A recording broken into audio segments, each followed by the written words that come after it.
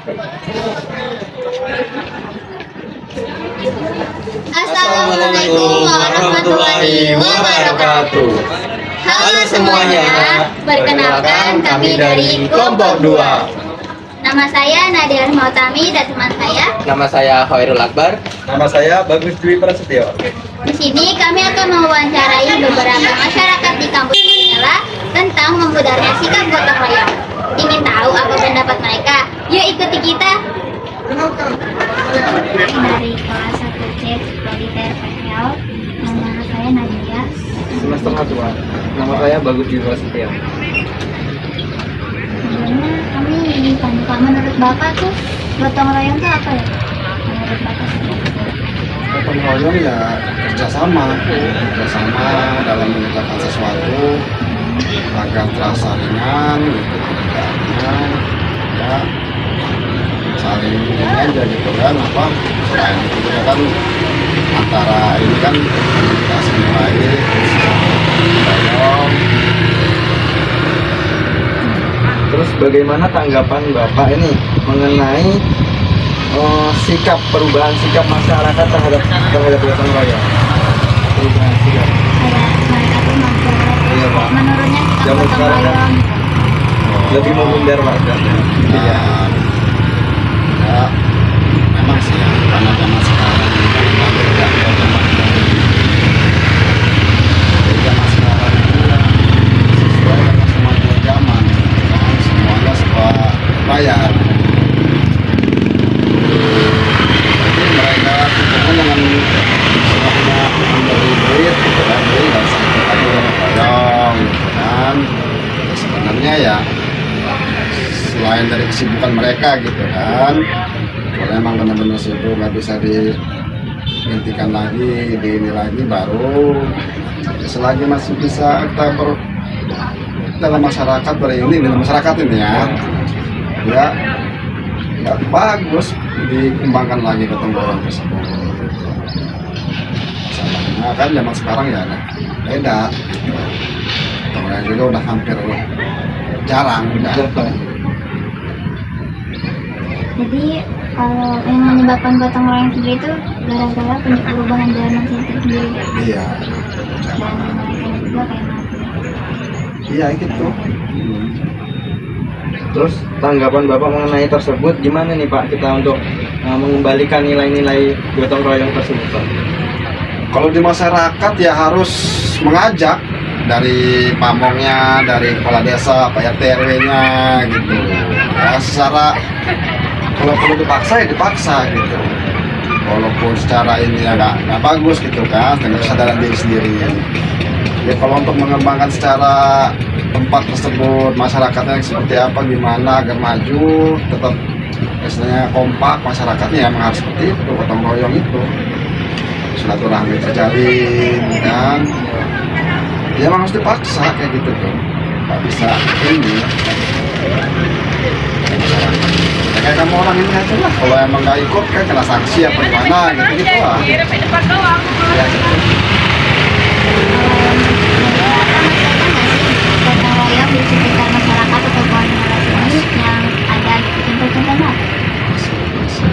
Kayak di mana Gang Senen masih itu, cuman ya sebagian emang iya, nggak semua gitu kan, masih ada ya, di kota-kota juga ya masih ada ya, semua kembali lagi ke aparatnya, kepala desanya, RT-nya itu yang menggerakkan apa ya, dari kepala desa juga kan ada instruksi dari misalnya wali kota apa ininya, lurahnya kan ya tetap gerak gitu. Semua itu dari pimpinan dan wilayah tersebut. Mungkin cukup Pak Ya, makasih Pak sudah menyempatkan waktunya.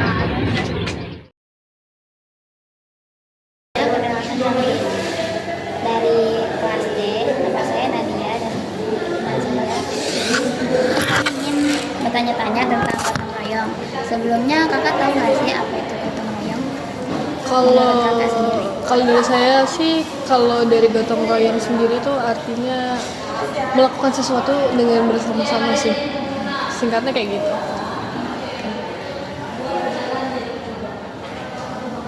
kakak sendiri melihat perubahan sikap masyarakat terhadap gotong royong itu bagaimana?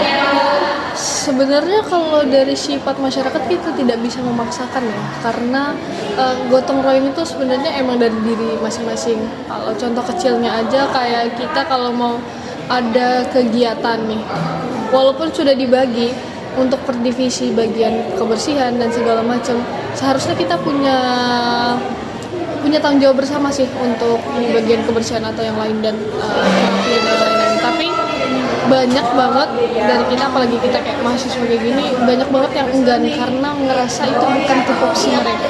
Itu sangat-sangat kurang kesadaran akan gotong royong sih. Ada mager kayak gitu ya? Iya, bener banget. Menurut kakak, apa yang menyebabkan gotong royong mulai memudar? Mungkin karena mereka yang seringnya ngerjain sendiri ya, maksudnya lebih individualismenya terlalu tinggi dan kurangnya sosialisasi. Biasanya kalau mereka memang punya cara sosialisasinya yang bagus, sosialnya yang bagus, biasanya dia nggak bakal berat kayak gitu kalau mau nolong temennya yang kesulitan ataupun mau gotong royong ngerjain sesuatu, ya benar-benar dikerjain, bukan saya udah capek kamu aja dulu. Lebih ke sana sih. Tergantung individunya gitu. Iya, tergantung individunya. Kalau contoh-contoh kegiatan gotong royong yang masih ada di masyarakat yang sering kakak lihat itu apa? Kalau kayak gitu sih lebih ke event ya. Kalau untuk di kota mungkin kalau misalkan untuk kegiatan nikahan atau yang lainnya syukuran itu pasti udah gunain IO dan yang lainnya. IO, WO biasanya kayak gitu. Cuman kalau misalkan untuk di desa sendiri itu untuk gotong royongnya masih bagus sih. Jadi kayak untuk mereka bikin tenda, bikin masak itu masih terpupuk lah gotong royongnya. Kalau di kampus ya paling sekelas kalau misalkan ada event aja sih. Kalau nggak ada event jarang banget. Kayak event-event UKM gitu. Iya, mungkin lebih ke sana karena mungkin kalau misalkan ada event kebersihan atau yang lain biasanya udah mulai nih ada gotong royongnya karena ada keterpaksaan. Oke, cukup. Ya udah. Makasih ya, Kak. Iya, sama-sama. Jadi, dari hasil wawancara tadi kita bisa lihat kalau sikap gotong royong di masyarakat mulai memudar. Tapi bukan berarti gotong royong itu benar-benar hilang. Kita sebagai generasi muda masih bisa menghidupkan kembali kebersamaan itu. Semoga dengan video ini dapat menjadi pengingat bagi kita semua bahwa gotong royong adalah warisan budaya yang harus tetap dijaga.